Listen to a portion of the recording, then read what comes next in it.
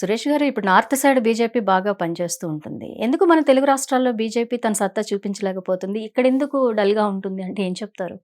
దానికి చాలా కారణాలున్నాయి. హ్మ్. ఒకటి బీజేపీ లాస్ట్ 3 ఎలక్షన్స్‌లో కొంచెం వాళ్ళ నంబర్స్ ఇంక్రీజ్ చేశారు. దీనికన్నా ముందు బీజేపీ టిపికల్లీ సికింద్రాబాద్ గెలుస్తుండే బండారు దత్తాత్రేయ టైం నుంచి.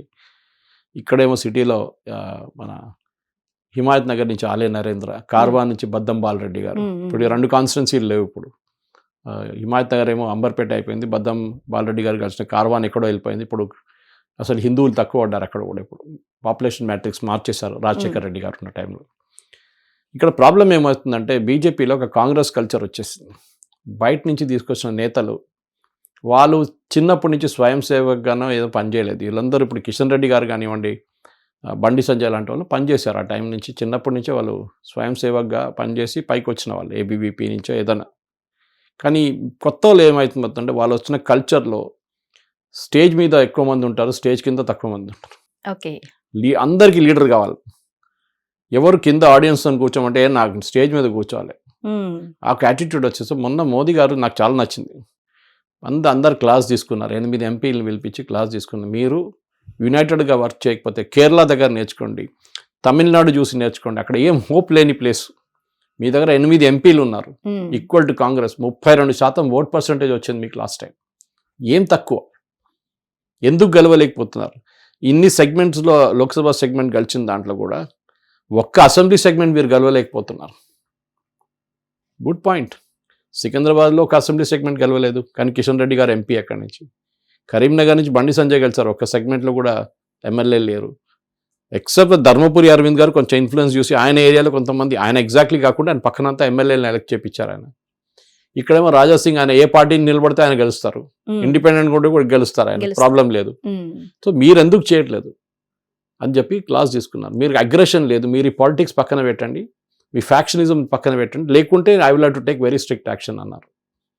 బహుశా ఆ మెసేజ్ వెళ్ళి ఒక యునైటెడ్గా వర్క్. మీరు అన్నామలై చూడండి, ఎంత బాగా ఎప్పుడైనా లీడర్షిప్లో లేరు తమిళనాడులో, కానీ ఆయన బిల్డప్ చేశారు. 3% నుంచి 18% దాకా తీసుకొచ్చిన ఓట్ పర్సెంటేజ్ అన్నామలై.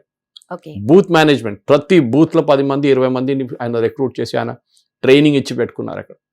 కేరళలో రాజీవ్ చంద్రశేఖర్ వచ్చి చాలా అగ్రెసివ్గా పనిచేస్తున్నారు. సరే ఆయన కార్పొరేట్ కల్చర్ అని చెప్పొచ్చు, కానీ he has made a difference. ఇక్కడ జరగట్లేదు. సో ఇప్పుడు కేరళ ఫలితాల అనంతరం బీజేపీ సౌత్ ఇండియాపై ఫోకస్ చేయబోతోంది అనుకోవచ్చు అంటారు. అది ఇక్కడ తెలంగాణలో నేను ఎప్పుడు చెప్తుంటాను ప్రశ్న ఇదేంటంటే, మీరు కర్ణాటక మోడల్ ఫాలో చేయండి. 30 సంవత్సరాలు 20 సంవత్సరాల ముందు బీజేపీ లేకుండే కర్ణాటకలో. అప్పుడు ఉన్న కాంగ్రెస్ రెజిమే, అప్పుడు దేవరాజ్ అర్స్ కానివ్వండి, రామకృష్ణ హెగడే గారు కానివ్వండి, వీళ్ళందరూ వచ్చారు ఆ టైంలో, లీడర్గా ఉన్నారు, ఎస్ఎం కృష్ణ. కానీ తర్వాత ఏమైందంటే జేడిఎస్ వచ్చినప్పుడు వాళ్ళు కొంచెం పవర్లు వచ్చారు, కొంచెం వాళ్ళు కాంగ్రెస్ కలిసి పరిపాలించారు వాళ్ళందరూ. తర్వాత బీజేపీ వైపు వచ్చారు. బీజేపీ స్లోగా గ్రో చేసుకుంటూ వెళ్తూ జేడిఎస్ని మొత్తం ఫినిష్ చేసేసింది. జేడిఎస్ అనగానే మండ్యా పార్టీ, మండ్యా నుంచి వాళ్ళు గెలుస్తారు. ఇప్పుడు ఆ ఏరియా చుట్టుపక్కల ఏరియాలో గెలుస్తారు. ఇప్పుడు మండ్యాలో కూడా గెలవలేకపోతున్నారు వాళ్ళు. అక్కడ కూడా బీజేపీ వచ్చి మొత్తం టేక్ ఓవర్ చేసుకొని ఇప్పుడు బీజేపీ ఆపోజిషన్ ఉందనుకోండి. కానీ అదే మోడల్ మీరు తెలంగాణలో ఫాలో చేయాలండే, అది చేయలేదు. ఇక్కడ మీరు కాంగ్రెస్తో కాదు పోటీ చేయాల్సింది, ఫస్ట్ మీరు బీఆర్ఎస్ని ఫినిష్ చేయండి. వాళ్ళు ఆల్రెడీ కొట్టుకుంటున్నారు, మీరు ఇంకా వాళ్ళని వెళ్ళి ఇంకా ఎంకరేజ్ చేయండి కొట్టుకోమని చెప్పేసి.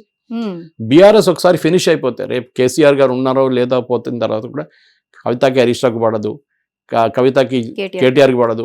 మీరు ఎక్స్ప్లాయిట్ చేయట్లేదు. You should finish up BRS totally, then మీరు ప్రిన్సిపల్ అపోజిషన్ పార్టీ అయిపోతారు. కర్ణాటకలో అదే చేశారు, యడ్యూరప్ప గారు కష్టపడి చేసిన పని అది మీరు ఇక్కడ చేయలేకపోతున్నారు. మీరు కాంగ్రెస్ని అటాక్ చేస్తున్నారు. కాదు, మీరు అటాక్ చేయాల్సింది బీఆర్ఎస్ని. వాళ్ళు ఉన్నప్పుడు దాకా 33 ఓట్ స్ప్లిట్ అయిపోయి ఇక్కడ జూబ్లీస్ లాగా అయిపోతుంది, డిపాజిట్ పోతుంది. డైరెక్ట్ కాంగ్రెస్తో పోటీ చేసినప్పుడు మీకు డైరెక్ట్ కాంటెస్ట్ అయిపోతుంది. కర్ణాటక రిజల్ట్ మీకు బీఆర్ఎస్ని మీరు ఒక 10 సంవత్సరాలు ప్లాన్ పెట్టుకొని 5 సంవత్సరాలు ప్లాన్ పెట్టుకొని ఫినిష్ చేసేసేయండి యాజ్ అ పార్టీ. అక్కడి నుంచి కొంతమంది గుంజుకోండి. ఇప్పుడు బీట్ల రాజేందర్ ఎక్కడి నుంచి వచ్చారండి? అదే కదా. So get more people. వాళ్ళ వైపు నుంచి లీడర్లు ఎక్కువ రోజులు ఉండరు, ఎందుకంటే వితౌట్ పవర్ ఏ పార్టీ యునైటెడ్గా ఉండలేరు. That is where BJP is an exception.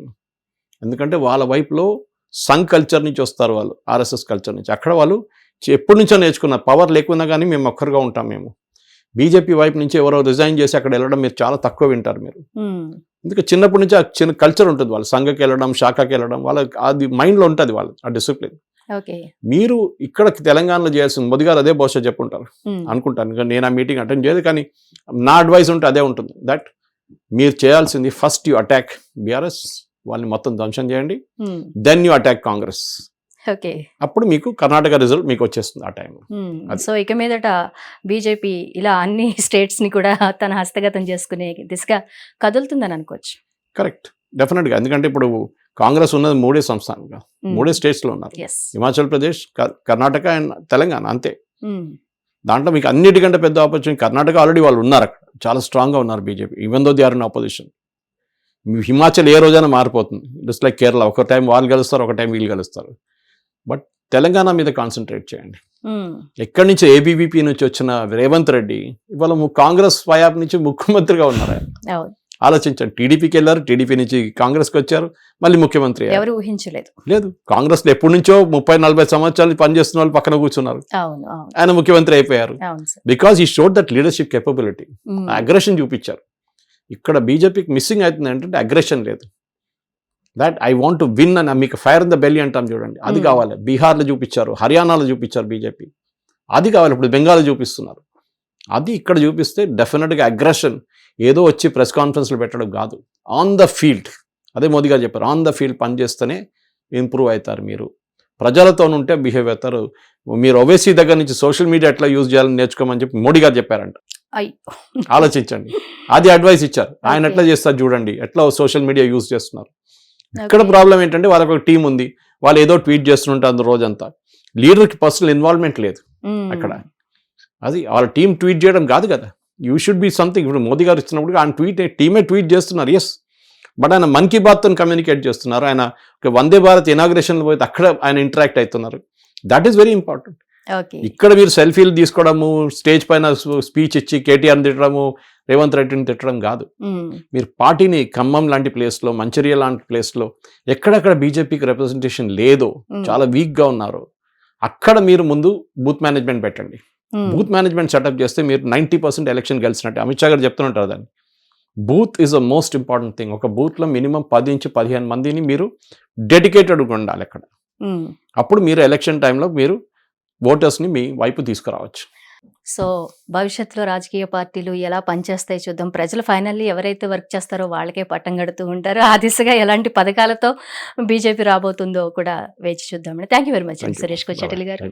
Hit TV app, ఇందులో short news, live news, entertainment shows, movies, digital magazines తో పాటు మీ జిల్లా వార్తలను కూడా ఫ్రీగా చూడొచ్చు.